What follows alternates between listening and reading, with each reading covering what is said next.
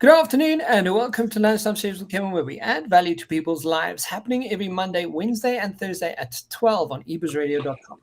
You can catch the Lunchtime Series on all major podcast channels, and for our Lunchtime marketing segment, proudly supported by Hollard Insurance, hashtag big ads for small businesses.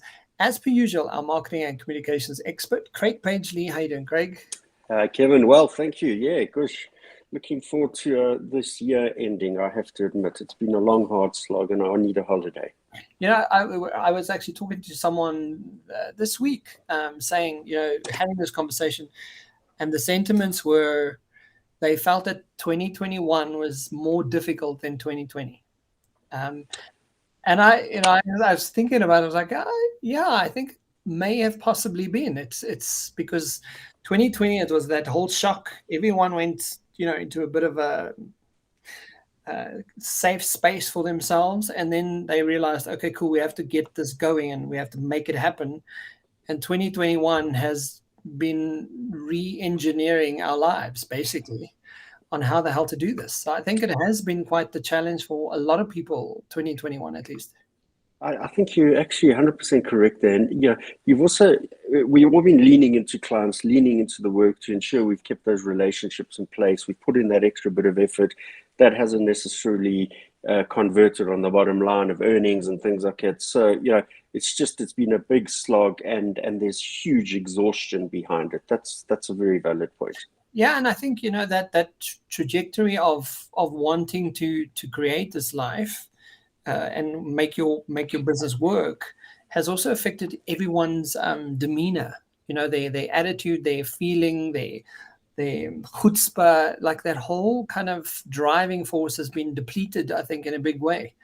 And people are just tired. It's just they're exhausted. Everyone's exhausted. And Kevin, we've also been faced with a couple of other challenges in South Africa, the insurrection incidents, the distractions through the voting that's just gone on, our constant challenge. Our constant challenge of, at 10 a.m., I don't have power. This is the reality. So I will move from home to another environment so I can continue working where there's power. And then you just constantly switching your life from one environment to the next to chase where the electricity is. And that's definitely not what we should be doing. Yeah, because when you often take away all of that, all that the government's putting us through, constantly, right? If you just took that away from how this country coped, the economy would be in such a fantastic, stable place. We would be so much better off, I believe, in business, based on the fact that we don't have these stupid challenges coming up because people aren't great at their leadership. They're just horrible. So it's just, it's terrible. Yeah, just to close off on that point, I think what would be really great for us is, if we didn't have to deal with those challenges, we could put the same energy into really growing the economy, creating new opportunities, growing the workforce. At the end of the day, we need to be able to drive our energies into positive change, not having to deal with the daily conflict of how we're going to make it through the day. Yeah, absolutely. Yeah. I absolutely agree. So, Greg, last week we had an in-depth discussion on which companies are effectively building or adapting their organizations around the principles of diversity and inclusion. And we also learned that there are even ranking systems that measure diversity, equity, and inclusion for the Fortune 500 companies. With that in mind, can you give the listeners some key takeaways from our last week's conversation? Absolutely, Kevin. Thanks. Yes. So just to recap, we've addressed the topic of diversity inclusion in some detail now, starting 2 weeks ago, where we first investigated what diversity, inclusion, and belonging actually means and how it impacts in the workplace. And then last week, we took a bit of a deeper look at what it is that organizations and leaders are actually doing to entrench D&I as part of the DNA of their respective organizations. We've covered a number of examples that clearly demonstrate that when diversity, equity, inclusion is part of an organization's DNA, Kevin, the benefits are unquestionable, not just for the organization, but definitely for the people, its people, consumers, and society as a whole. So Going back to those key takeaway points, Kevin, I want to reference the article titled Leadership in Diversity and Inclusion, 5 Lessons from Top Global Companies. Just as a reminder, it was published on aperientglobal.com, and you may recall the opening paragraph from the article, which stated the following. Companies with gender, ethnic, and racial diversity are at least 15% more likely to experience above average financial returns. We also know that companies within the top quartile for racial and ethnic diversity are 35% more likely to do the same. So between fostering innovation and learning to properly monitor and model their efforts, we've learned from these leading global companies 5 important lessons for organizations, Kevin, and these all are about how to implement diversity inclusion efforts that obviously have global relevance. So the 5 key takeaway points are as follows. Point 1, or lesson 1, recognizing the shift in global understanding of diversity and inclusion. So the new way of thinking about D&I focuses primarily on meeting the needs of an individual and not so much an HR-centered initiative. And it's not just about having diversity within a company in current times, but actually leveraging that diversity to produce better products and services for that organization. Lesson 2 is building an inclusive environment. It's now more important than ever to create an environment where all people are encouraged to draw from their life's experiences, their perspectives, their diverse backgrounds to advance the business goals. And a critical enabler of achieving this in a global network environment is to entrench communication and training efforts across the organization globally. Lesson 3 is using multiple practices and measures. Diversity and inclusion should not be treated as once-off initiatives, especially as many leaders struggle with how to manage workplace diversity. Promoting diversity and inclusion in the workplace is an iterative process and should be maintained and nurtured to be effective. Consider changing metrics to measure ROI based on different indicators and granular information, such as employee responses, consistent feedback, and policies, instead of just looking at turnover and other irrelevant superfluous numbers.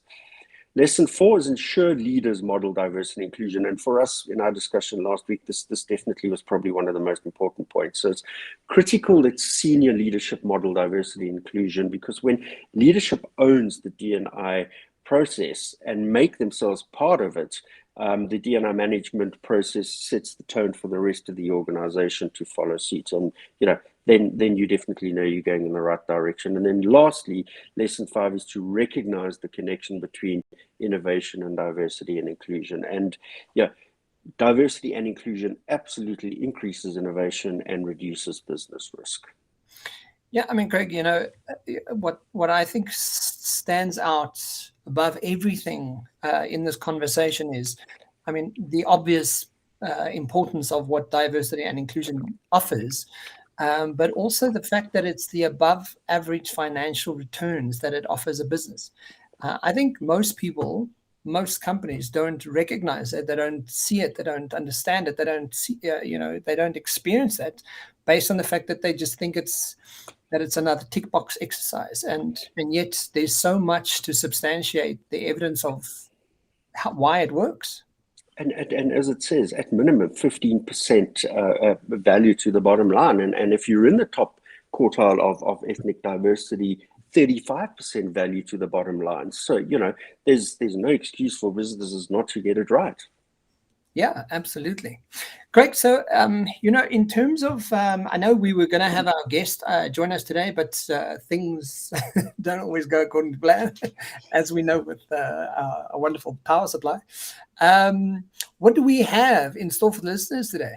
Okay, so today we're going to cover the topic of working from home and the impact on corporate culture, and what this actually means for organizations, Kevin, especially in terms of the diversity, inclusion, and belonging. And it goes without saying that this topic's got significant impact on organizations, as they constantly find themselves in this sort of deer in the headlight moment grappling with a strong request from many staff to stay at home and extend the work from home options, while on the other hand, trying to mobilize staff to get back into the organization on a full-time basis. And the latter being a preference for many of these larger global businesses, where Google itself has, it had tried to set a deadline date for the end of June this year to get their staff back, but they're still grappling with that reality.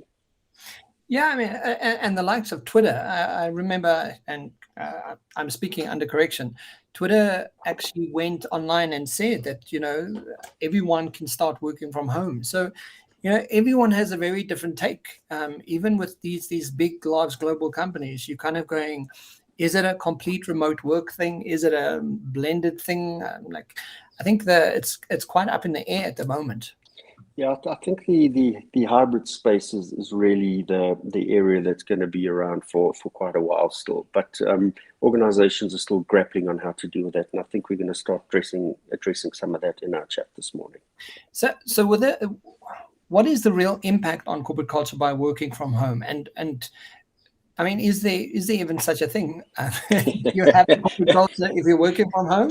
And what can you tell us about that statement? Yeah. Working from home, two different concepts, Yeah, it is probably the biggest challenge that organizations are faced with currently, Kevin. But before I expand on that, what I want to do is quickly just set some context on the factors that actually affect organizational culture. So there's a really great, easy to read and quite informative educational portal called Management Study Guide Educational Portal, and it really addresses the topic of organizational culture quite clearly. And there's a wonderful paragraph that really stood out for me when I was reading some of the content there. And the opening line reads as follows: an organization is nothing but a common platform where individuals from different backgrounds come together and work as a collective unit to achieve certain objectives and targets.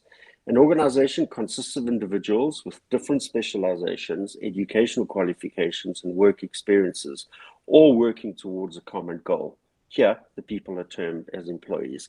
So it threw out a couple of really interesting statements, which I wanted to look at and just dissect a little bit here. So the first here is nothing but a common platform. So, if that's what it is, who or what holds the platform together, Kevin, and what is a common platform when people are operating from remote locations? The other piece there is individuals from different backgrounds. And again, any organizational structure to embrace diversity and inclusion will most definitely have individuals from a broad spectrum of backgrounds. But again, how do you manage them and create a platform for growth and development when the people are operating from different locations and environments? The third segment that I pulled out there was come together and work as a collective unit. So in addition to the previous point, how do you actually create a collective unit, a whole, when people are operating from remote locations?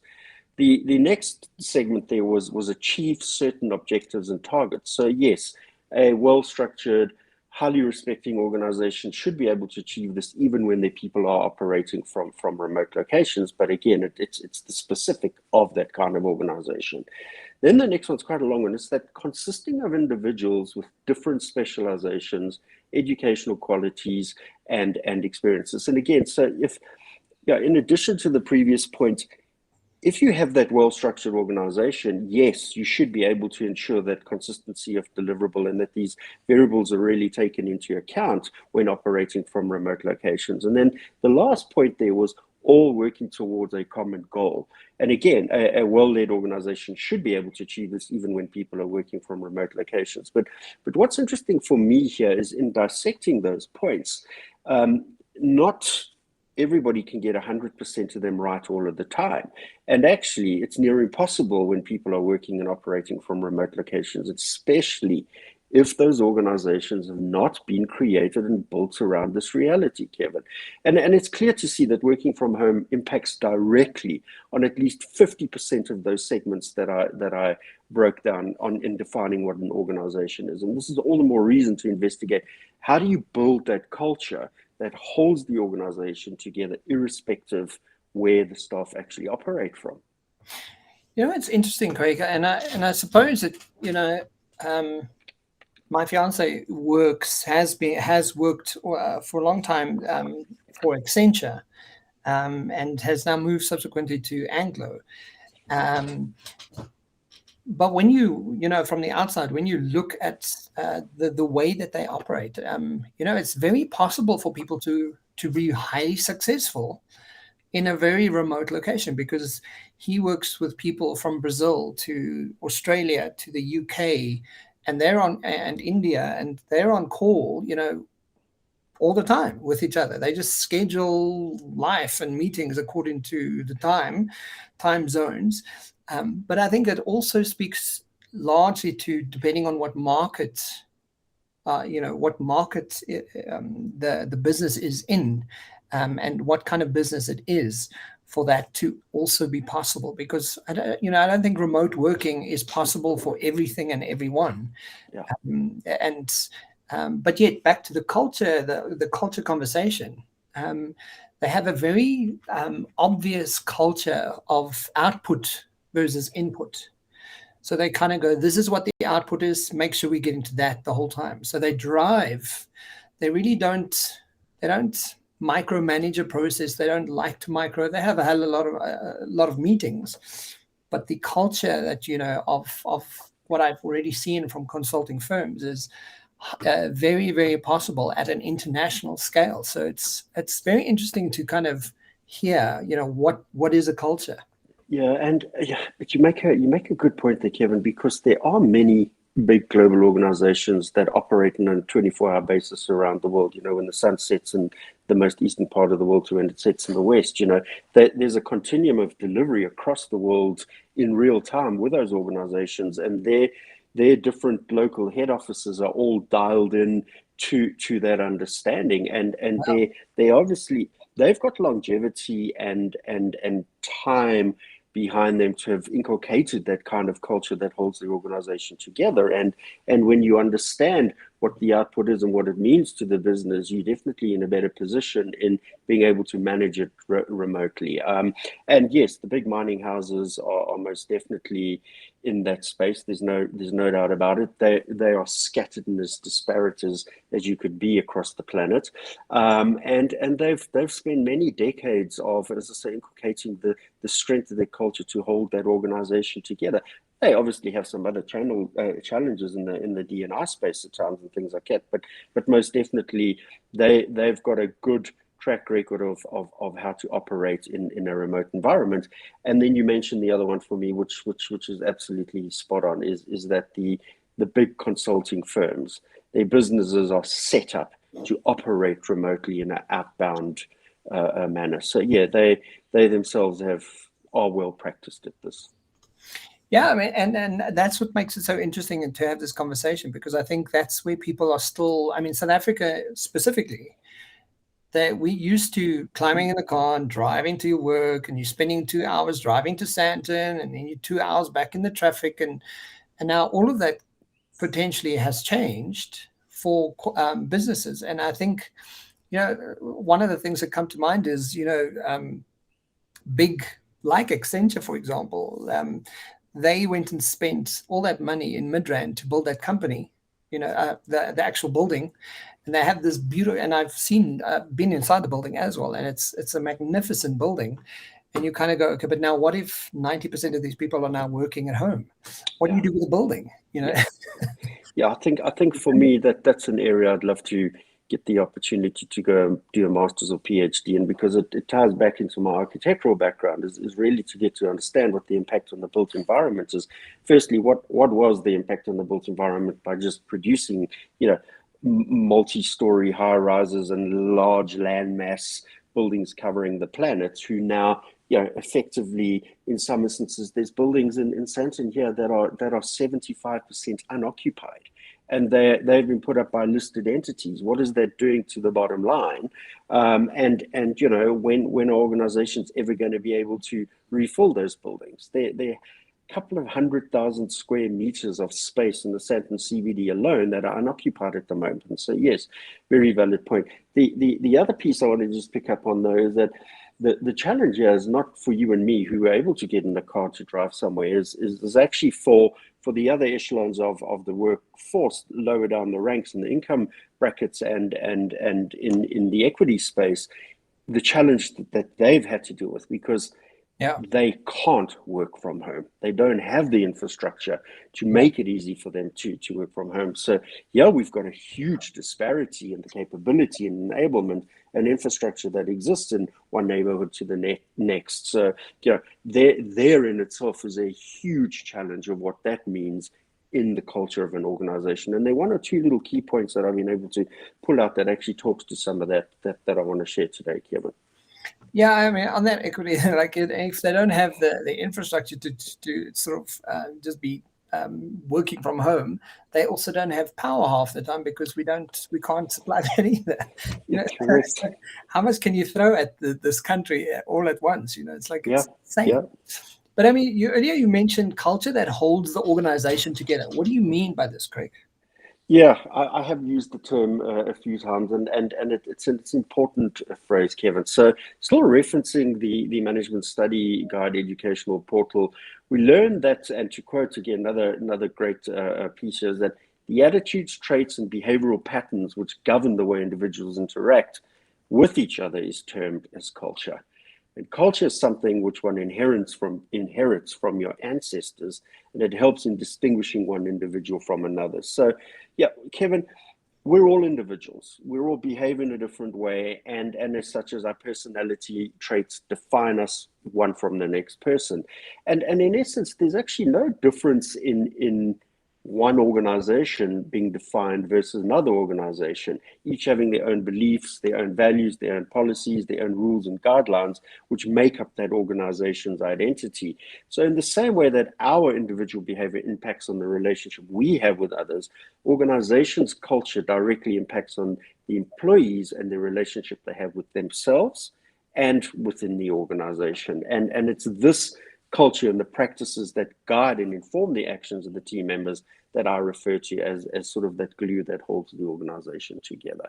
Yeah. But in closing on that point on the organizational culture, Kevin, I think it's important to note that irrespective of the differences in culture within organizations, they're in essence two broad types of organizational culture. And managing, at least referencing Management Guide educational portal one last time, we note those two differences as follows. One is strong organizational culture, which refers to a situation where the employees adjust well, are respected in the organization, they respect the policies and adhere to the guidelines. And in such a culture, people enjoy working and take every assignment as a new learning, and they try and gain as much as they can from it, and they accept their roles and responsibilities willingly, because again, there's a shared vision and a common viewpoint. Whereas on the other side, in the weak culture, it's very much around a culture where individuals accept their responsibilities out of fear and out of harsh policies. Employees in these conditions do things out of compulsion, and they treat their organizations as a mere source of earning money, and they never get attached to it. So it goes without saying that it's essential for leadership to drive strong organizational culture, especially when the dynamics of work, of remote work and disconnected workforces are easy distractions, Kevin. And effective communication plays a hugely important role in driving this positive culture across the organization. And when it's not in place, we often see quite autocratic and dictatorial kinds of leadership styles being implemented, and it's much easier to lead by fear and use rigid and unfair policies when you're disconnected from your workforce than it is to drive an inclusive, collective, engaging culture. Yeah, absolutely, Craig. So we've learned a bit about what makes an organization and how culture holds an organization together. But how did the COVID pandemic impact our on organizational culture? What impact did it have?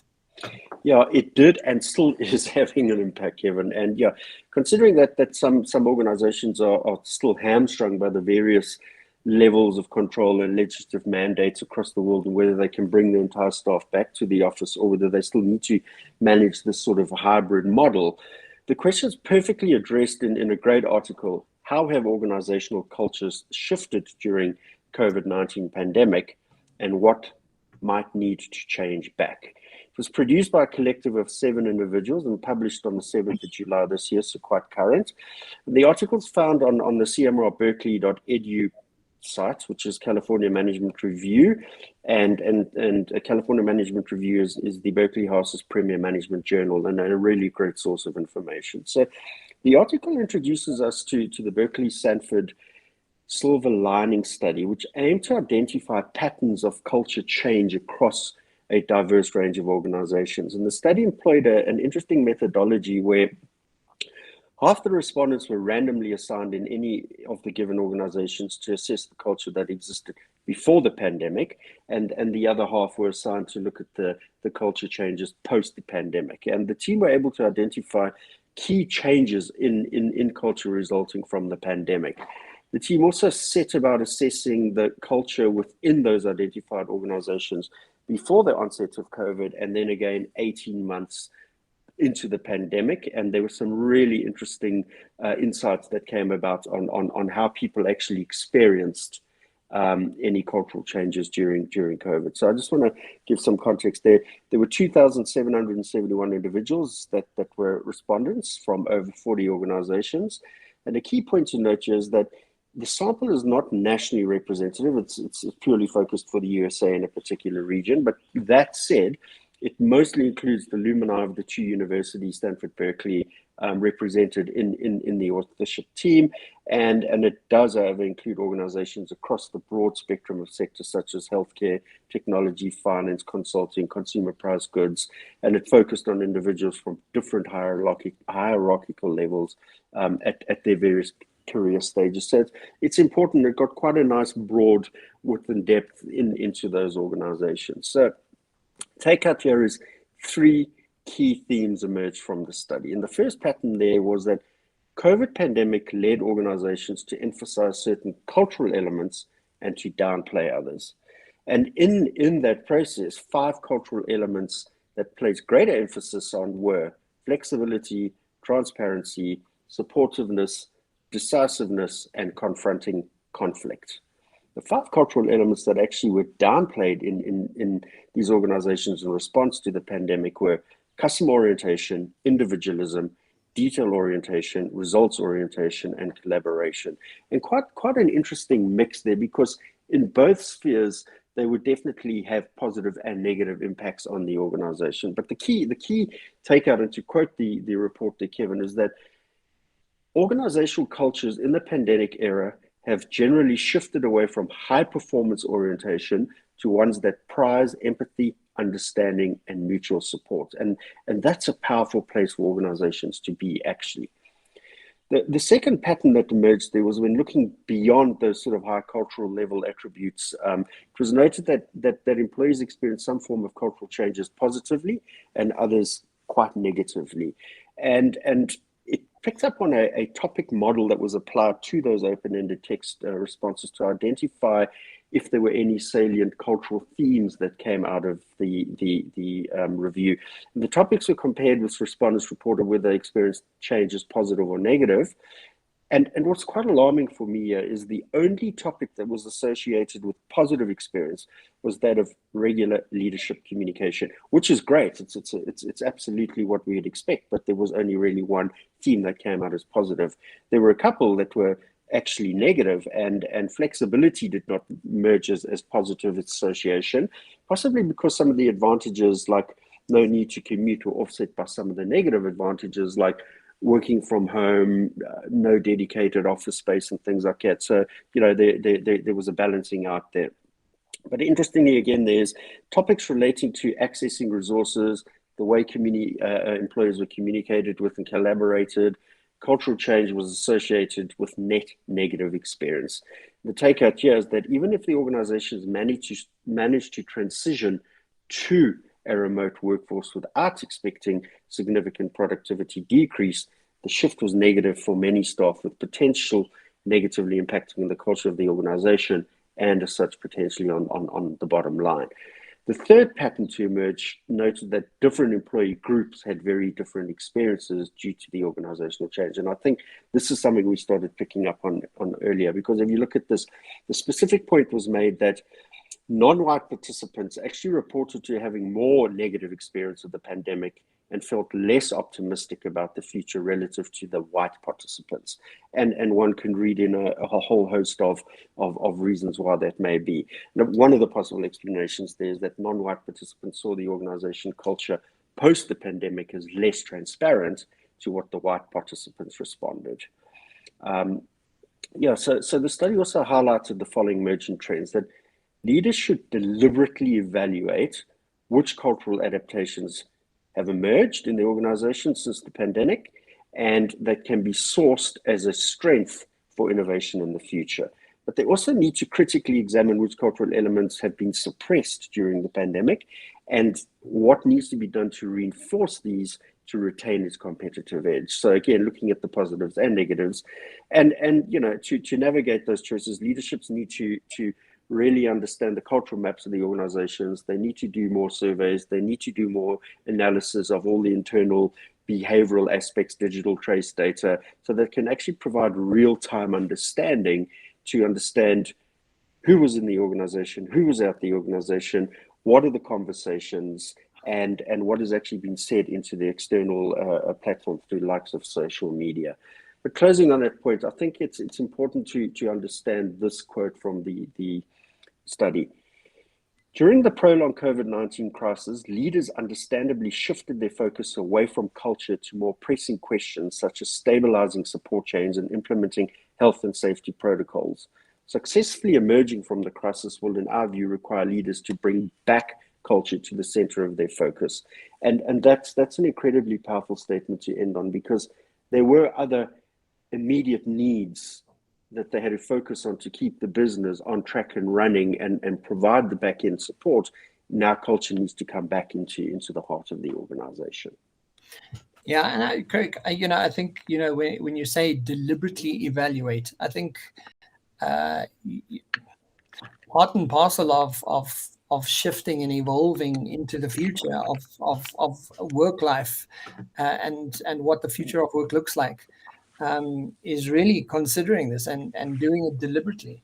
If we look at the supporting stats on what diversity and inclusion does for your business, taking the time to actively get involved with your business culture, I think is essentially, it's I think so. Who said it the other day? Was it on this show or some show that very often a business will dictate what the country looks like, and if we shift that mentality around, we're just doing a tick box exercise to actually getting involved with what culture looks like and how to do it better.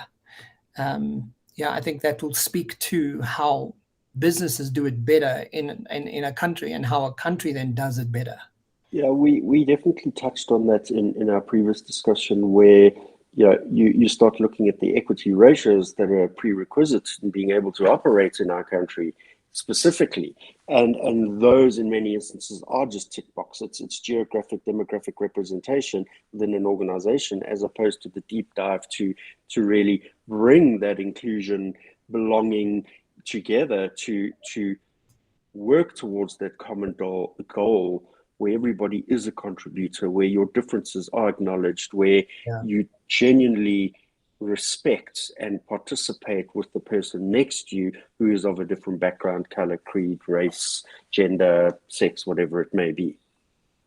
So, Craig, as we near to the end of the show today, what are the summary key points that we have for the listeners? Yeah, Kevin, there are quite a big article that I came across, references these really, really succinctly. And it's an article titled "Don't Let Hybrid Work Set Back Your DEI Efforts." It was published by Alexandra Samuel and Tala Robertson on hbr.org, the Harvard Business Review, and it was under the diversity inclusion section. It was published as recently as October 13 this year. And what was really interesting, so I read up on the two authors, and they're both specialists in understanding how organizations have navigated the challenge, and as such, they've developed 5 key questions to help organizations ensure that they have the right metrics in place so that they can align the diversity, equity, inclusion goals with this new model of hybrid work, and ensure that it is part and parcel of the work from home, work from office strategy for those organizations. So, as I mentioned, a really informative and compelling read with some incredibly valid points. So let me share these with you. So it says, hybrid work is likely to accelerate diversity and equity challenges, obviously, and gains that we saw during the era of remote work. By measuring 5 key aspects of hybrid workplace, who's spending time working at the office versus at home, who gets to choose when to be in the office, who gets promoted, how remote management tactics are used, and the last point is who is engaged. Talent managers can ensure that career advancement employees benefit accrue equitably. So the 5 questions that they actually ask can go into a deep dive around those particular points. And let's start with the first one. Who's spending more time at the office and who's spending more time at home? And here the question notes that many organizations have review remuneration around promotion, staff attrition, et cetera, and that's been put in place to ensure equity across the different demographics. But actually remote work now, Kevin, is really an important metric and variable in deciding who gets promoted or who gets salary increases. And the authors advise here that organizations should start with a baseline of data that tells you which employees are working remotely and how much, both before and during the pandemic, and then track how much time the different groups of workers are now spending in or out of the office as the workplace reopens. And through that, if you spot any demographic differences on who's spending time at the office or not, you need to be very aware of how the time is spent and how that is actually shaping promotion. Because again, as I mentioned earlier, if you look at our situation in South Africa, there's a lot more people spending time at home. Travel issues, the restrictions we've had are quite rigid. What is happening to those folk? Are they falling off the spectrum? Are they not being seen, or are they genuinely being included in the opportunity for promotions, salary increases, et cetera, et cetera? Yeah. The question 2 is, who gets to choose when to be at the office? And this is quite an interesting one because it calls for an understanding on whether scheduling flexibility is actually evenly distributed or enjoyed by some demographic groups more than the other. And I think it's a very valid statement for South Africa. In many workplaces, this disparity actually appears to be role-based. And here the authors advise that it actually may make sense to let some employees pick their days in the office randomly, while others may need to work to a predetermined schedule. And obviously that's in many instances generated around what the actual output is if you're in a call center and the likes, your schedule dictates that. So here is to make sure the differences aren't biased against gender, race, etc., and understand why employees get to choose whether and when to work remotely. The third question here is, how does time in the office shape the path to promotion? And here, this measurement is critical, Kevin, because there's a risk in the relationship between hybrid work and diversity, equity, and inclusion, and it comes from the potential for time in or away from the office to affect the path for promotion, and definitely you and I have picked up on that. So if people who spend more time in the office with the bosses, in the face of the bosses, advance faster, then demographic differences who in the office could translate into difference in who's rewarded. And again, many demographic groups don't get the benefit of being in the office as much as they would like to be, and therefore they could be potentially on the negative side of remuneration and reward. And in one study, Kevin, researchers established that remote workers and offered workers who were promoted at the same rate, but found that the remote workers' salaries grew more slowly than office workers. And that's a very important point to note. Yeah. That said, remote work might also instead be a professional advantage rather than a disadvantage. And this was verified in a survey conducted as part of Alexander, one of the authors of the article, in research she was doing for her book Remote Inc., which was co-authored with Robert Posen. And it was determined that more than half of long-term workers, remote workers, reported that they were more productive at home than they were at the office. And if working remotely makes employees more productive, well, obviously that can improve the bottom line for the organization, but definitely lead to advancement and higher earnings for the respective individuals themselves. Question 4 is, how are remote management tactics used? And this is this is an interesting one, and it highlights a very contentious point actually, and that's the one of sort of hyper tracking and intense scrutiny of the remote workforce, and that can just come around filling your day with online meetings and checking keyboard logins and the likes there. And many companies have turned these key login and enforced logins and constant video meetings as a way to ensure that the workers are actually really at their desk. And this monitoring actually, Kevin, could lower productivity. It's definitely got an impact on eroding trust and employee engagement as well. And here the authors note that because we know both employee surveillance and pressure to prove to a manager that the employee is at work varies by race and gender, we really need to be concerned about how these practices actually affect productivity and inclusivity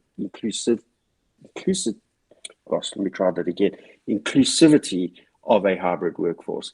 And the final question, quite a long one, is how does time in or out of the office predict employee engagement and retention? And here we learned that for some employees, time out of the office actually increases their professional engagement, because without the interruptions and distractions of the workforce, they're able to focus and obviously focus on the stuff you're passionate about, and they feel like that they're actually making a significant contribution to the business. Whereas on the other hand, time in the office for some employees is a major driver of job satisfaction, because it gives them that structure and connection to the organization. And a key challenge here is creating that level playing field where the demographic differences are understood and managed around who actually thrives in or out of the workplace. Kevin, to gauge this, the authors recommend, including measures of well-being, satisfaction, retention in employee surveys, and compare the results of that demographic data and time in and out of the workplace, and then make adjustments to the respective policies and programs. But a caution here is an area to be aware of is that systemic differences in how much time different groups of employees choose to spend at the office is you can actually then look at whether you need to adapt your workplace to be more inclusive or change how advancement occurs. And the closing point here is that without such measurements being in place, it's difficult to ensure that marginalized groups are supported by and not further disenfranchised by the hybrid workforce, Kevin. Great. And what's interesting, I think, you on point number 4, you also mentioned that the management tactics. And the first thing that occurs to me is, like, if you are a manager and you can't trust the people you work with, you have more problems than you think you have. Let's just start with trust. If you can't even do that and you're micromanaging a process, like you've employed the wrong person, you don't have a relationship with them, so then you have to get back to, okay, so how are we recruiting people and how is that set up? Because that is a whole other different conversation. I'm like, how do you measure that? What are you looking for? Who are you looking for? Yeah, and as we mentioned, the erosion of trust absolutely leads to disengagement with the organization. There's no doubt about that, and that's a major risk for any organization. But then, culture just goes right out the window. You might not even think about culture if you haven't got trust with someone. So it's like, it's funny how all of it just works together. If you're not asking the next level of questions, you're debilitating your own business. Correct. So, Craig, finally, what are we lined up for next week's show? Okay, so we have booked our 2 guests for next week, Pride and Letzi from Ground Up Coffee, amazing business. They'll be joining us as special guests on the show. And just for our listeners, again, Pride is the founder of Ground Up Coffee, which was one of the small businesses that was selected to participate in the Hollard Insurance Big Ads for Small Business campaign. And it'd be great to hear about their journey, the challenges that they've been faced with, and what are the learnings they can bring to the table for other young entrepreneurs. So, another exciting conversation with our guests next week. Absolutely, yeah. So, guys, if you want to check it out, it happens every Thursday at 12 o'clock right here on ebersradio.com. And also on the Lunchtime series, you can check out the podcast on all the major podcast channels. And every Thursday at 12 o'clock. So join us, listen up. And Craig, I look forward to next week. Yeah, so do I. Thanks, Kevin. Have a good week ahead. You too. Chat to you soon. Ciao. Thanks. Ciao.